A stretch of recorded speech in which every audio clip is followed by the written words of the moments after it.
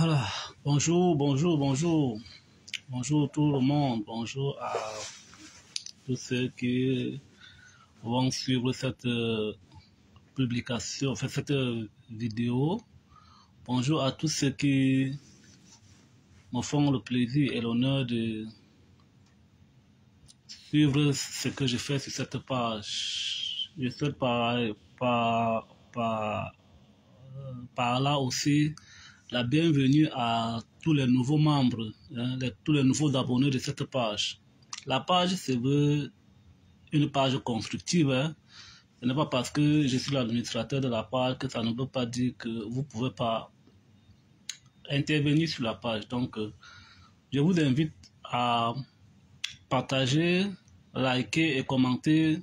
Donnez vos avis sur les sujets que je partage sur cette page, c'est-à-dire généralement c'est l'actualité minière. Il s'agit de l'actualité minière, que ce soit les faits divers, que ce soit les bonnes nouvelles, que ce soit les mauvaises nouvelles dans le secteur minier, que ce soit l'information dans le secteur minier, que ce soit la formation dans le secteur minier. En fait, bref, tout ce qui concerne l'actualité minière. Vous pouvez contribuer, vous pouvez apporter votre contribution. Je ne suis pas le savant de tout, en fait. Je veux juste partager avec vous ce que je connais et ce que j'apprends aussi chaque jour des sujets de la mine.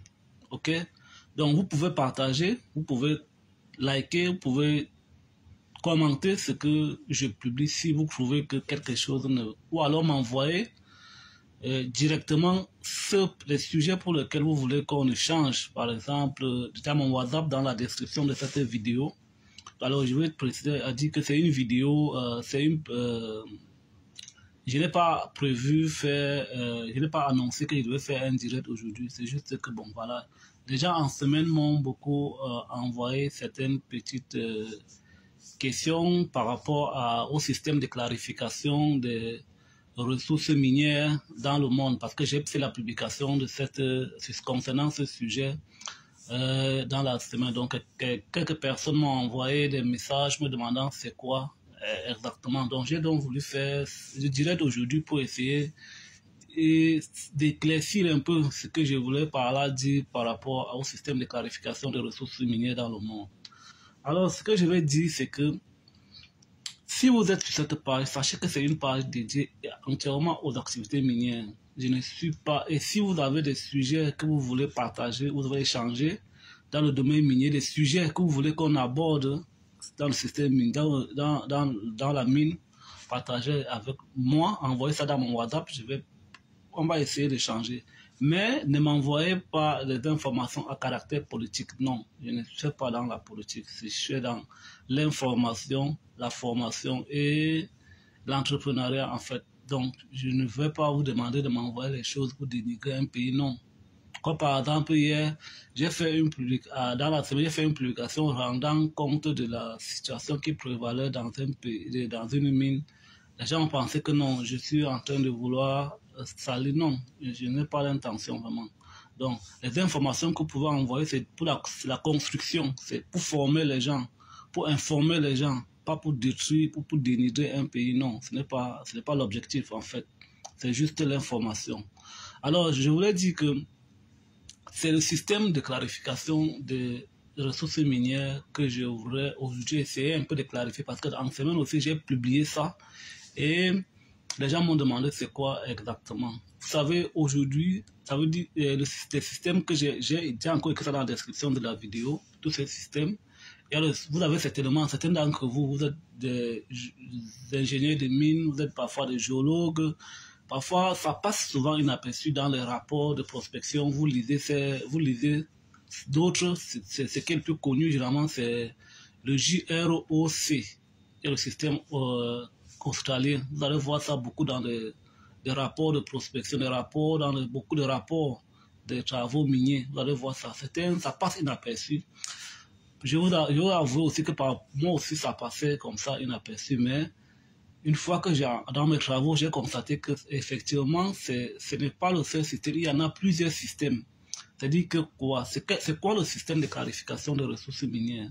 En fait, j'ai compris par là que le monde, le domaine minier est codifié, hein, et c'est partitionné. Le monde a été partitionné, comme partout aussi, en politique, c'est partitionné. Vous voyez, il y a le système de monétisation, c'est un peu comme ça. Le franc CFA, le dollar, l'euro, des choses comme ça.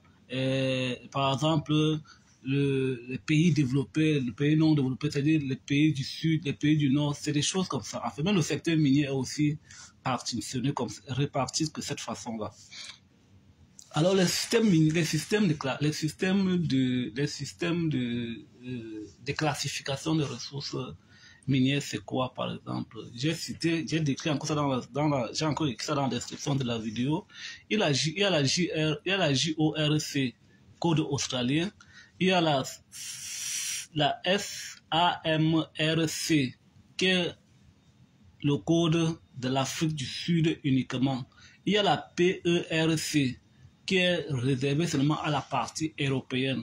Il y a la CIM, qui est réservée pour le Canada. Il y a la SME, qui est le guide pour les États-Unis et pour le Chili.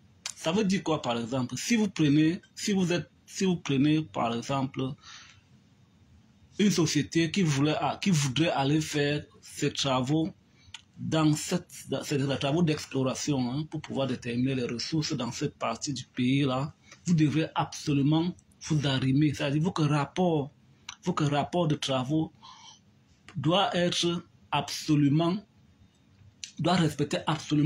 ce code-là. Si vous ne respectez pas ce code-là, votre rapport de prospection ne pourra pas être pris au sérieux. N'est-ce pas? Le rapport ne pourra pas être pris au sérieux. C'est-à-dire qu'il y a un canevas pour la rédaction des rapports de prospection. Et qui dit prospection veut dire détermination des ressources.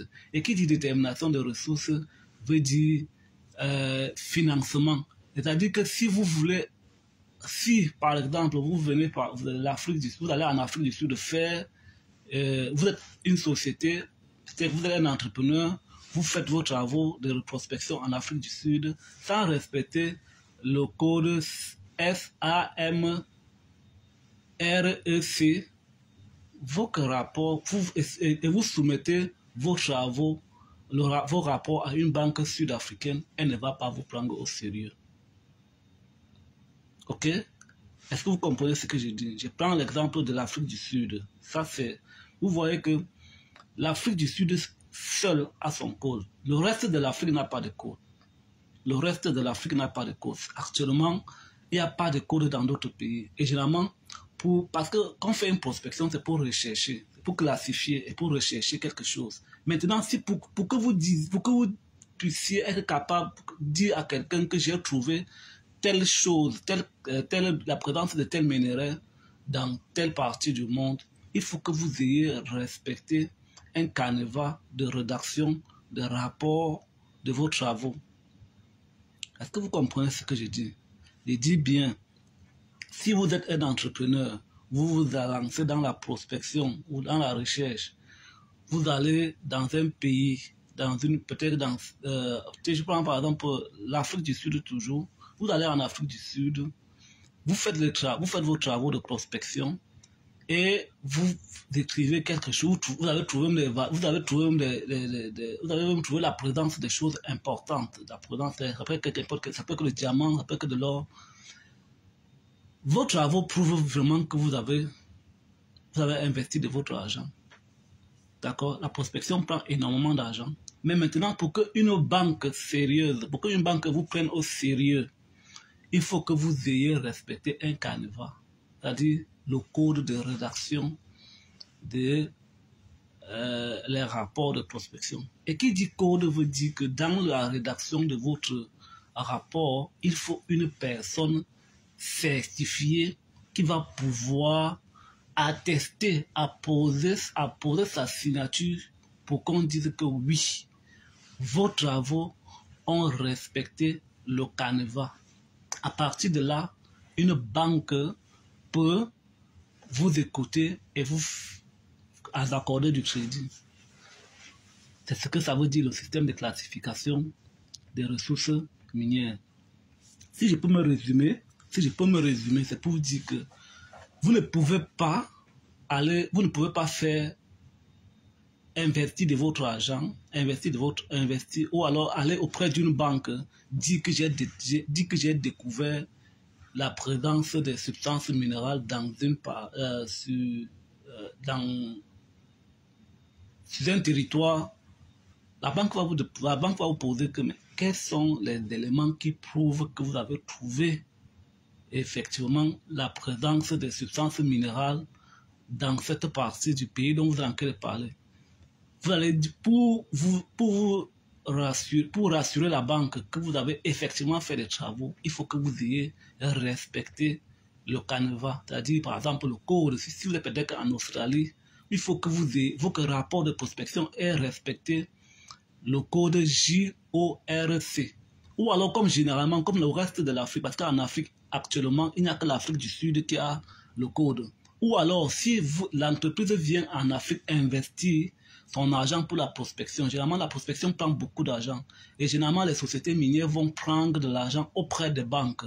Maintenant, pour que la banque les accorde du crédit, les donne du crédit, il faut qu'ils aient prouvé effectivement que les codes là sont connus de par le monde. C'est-à-dire que le code sud-africain est connu, le code JORC est connu, le code SME des États-Unis, c'est connu de partout, dans tout le monde, dans tout le milieu minier, de tout le milieu des mines. C'est-à-dire que quand on voit un rapport avec la signature de ces codes, on sait que le travail a été fait avec professionnalisme.